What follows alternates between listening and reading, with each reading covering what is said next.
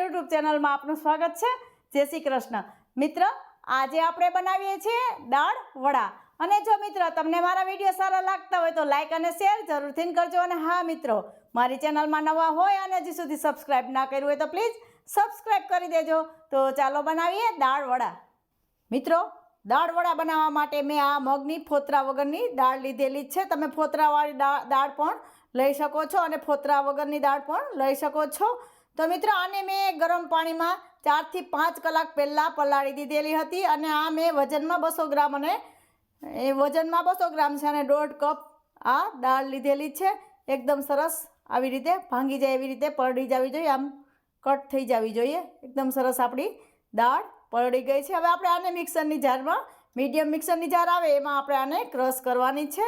તો હવે આપણે પાણી કાઢી લેશું અને એમાં ક્રશ કરી લેશું। મિત્ર, આમાંથી પાણી કાઢી લીધેલું છે અને આપણે આ જારમાં આને જવા દેશું, આ દાળને।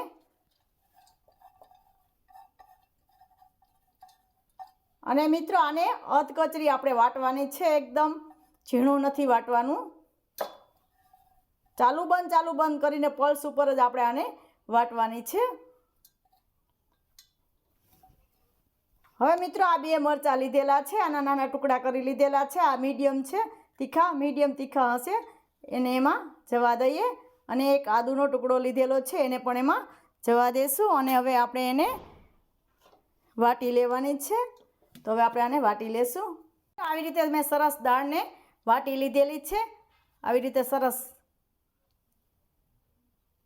અધકચરા જેવી વાટવાની છે। તો આવી રીતે દાળને વાટી લીધેલી છે। હવે મિત્રો, આપણે એમાં સ્વાદ પ્રમાણે નિમક નાખીશું, થોડી હિંગ નાખીશું, લીલા ધાણા ઝીણા સમારીને એને નાખીશું। અને આ ચોખાનો લોટ લીધેલો છે, આ 2 ચમચી જેટલો ચોખાનો લોટ લીધેલો છે, આપણે જોઈએ એ પ્રમાણે નાખીશું। ચોખાનો લોટ આપણે ઘરે હાજર ના હોય તો આપણે જ્યારે આ દાળને વાટીએ ત્યારે પહેલાં ચોખાને પણ પલાળી દેવાના અને દાળ ભેગા એને પણ વાટી લેવાના।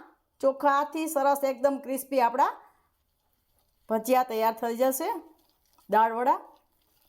હવે આવી રીતે આને એકદમ ફેટવાનું છે, આમાં હવા ભરાઈ જાય ત્યાં સુધી આપણે આને ફેટવાનું છે, જ્યાં સુધી આપણો આ કલર ના બદલાય ત્યાં સુધી આને આવી રીતે ફેટીશું। તો મિત્ર, મેં આવી રીતે સરસ ફેટી લીધેલું છે, આનો કલર પણ બદલાઈ ગયો છે। મિત્ર, આમાં આપણે બેકિંગ સોડા કે ઈનો કે કોઈનો ઉપયોગ કરવાનો નથી, એટલે આપણે વધારે ફેટવાનું હોય છે, જેથી આમાં હવા ભરાઈ જાય। આવી રીતે સરસ આપણે ફેટાઈ ગયું છે અને આપણે હવે બરાબર થઈ ગયું છે કે એ જોઈ લેશું। તો મેં અડધો પાણીનો વાટકો લીધેલો છે, એમાં આપણે થોડું બેટર નાખીશું। ઉપર તરશે તો આપણું બેટર બરાબર છે। તો મિત્રો, ઉપર તરે છે એટલે આપણું બેટર બરાબર છે। હવે આપણે દાળ વડા બનાવવા માટે બેટર આપણું તૈયાર છે। તો મિત્રો, આપણે તેલ પણ ગરમ મૂકી દીધેલું છે અને તેલ પણ હવે ગરમ થઈ ગયું છે।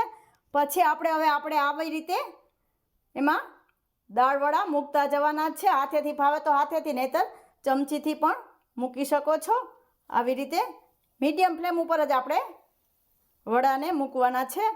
તો આવી રીતે જેટલા આવે એટલા આપણે વડા એમાં આવી રીતે મૂકી દેશું।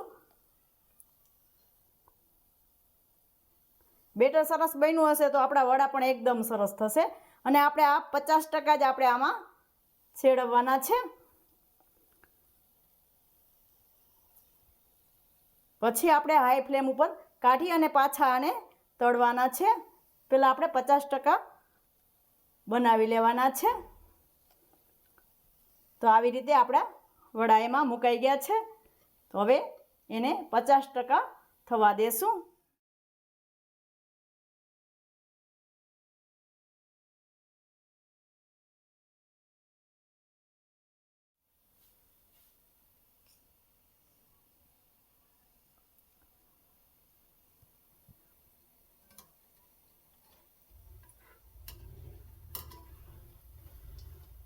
તો મિત્રો આવી રીતે એને બધાને ફેરવી લેશું ને આપણા આ વડા આટલા જ કરવાના છે। હવે આપણે આને કાઢી અને આવી રીતે બધા વડા તૈયાર કરી લેશું। મિત્રો આવી રીતે મેં બધા વડાને તળી લીધેલા છે। તો હવે ફરીથી આપણે આને તળવાના છે હાઈ ફ્લેમ ઉપર, જેથી આ એકદમ સરસ ક્રિસ્પી થઈ જાય। તો હવે આને આપણે હાઈ ફ્લેમ ઉપર તળી લેશું।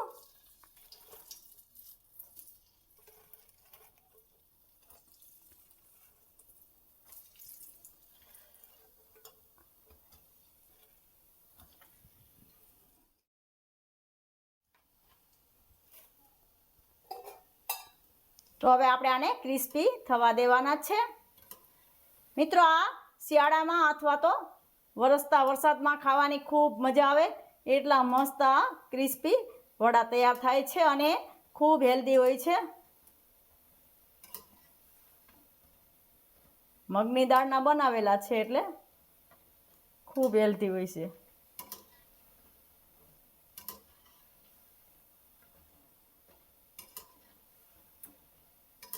અને તમે ડુંગળીના કતરણ સાથે તળેલા મરચાં સાથે ખાવામાં ખૂબ સારા લાગે છે।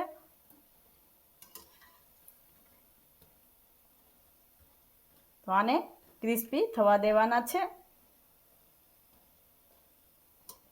તો મિત્રો આપણા ક્રિસ્પી વડા તૈયાર થઈ ગયા છે। તો હવે આપણે આ વડાને કાઢી લેશું। એકદમ સરસ ક્રિસ્પી થઈ ગયા છે।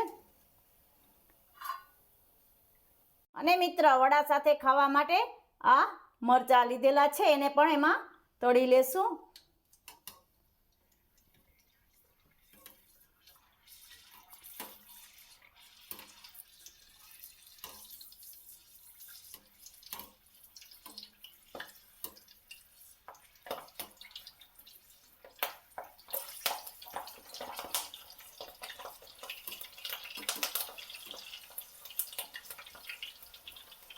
તો આપણા મરચાં પણ તળાઈ ગયા છે। હવે આપણે વડા સાથે એને સર્વ કરીશું।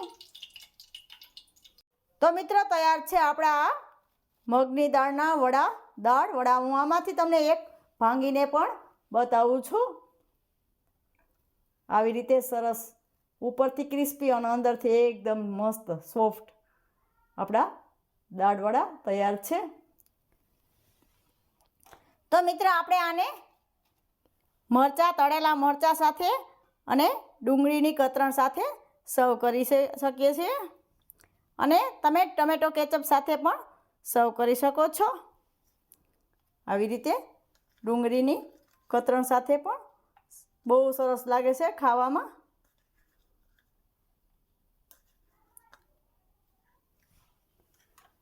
તો મિત્રો કેવા લાગ્યા આજના મગની દાળના દાળ વડા એ તમે મને કોમેન્ટ બોક્સમાં જરૂરથી જણાવજો।